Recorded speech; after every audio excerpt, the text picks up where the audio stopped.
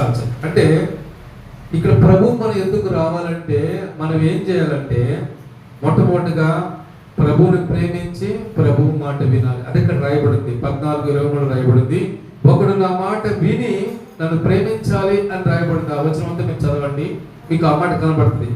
ఇప్పుడు ప్రభు మన దగ్గరికి రావాలన్నా మనం చేయాల్సినటువంటి మొట్టమొదటి పని ఏంటంటే మనం దేవుణ్ణి ప్రేమించాలి.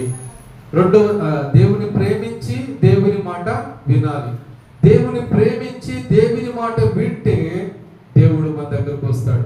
చూడండి, మనము పిల్లల్ని ఎప్పుడు ప్రేమిస్తాము? పిల్లలు మన మాట విన్నప్పుడు, పిల్లలు మన మాట విని దాని ప్రకారం నడుచుకున్నప్పుడు మన పిల్లలు మనం ఏం చేస్తామంటే ఇంకా ప్రేమిస్తాం, వారికి అన్ని కొనిస్తాం, వారికి అన్ని విషయాల్లో కూడా మనం తోడుగా ఉంటాం. అలాగే దేవుని సన్నిధిలో దేవుని మాట వింటే, దేవుని ప్రేమిస్తే దేవుని వాక్యం చెప్తుంది.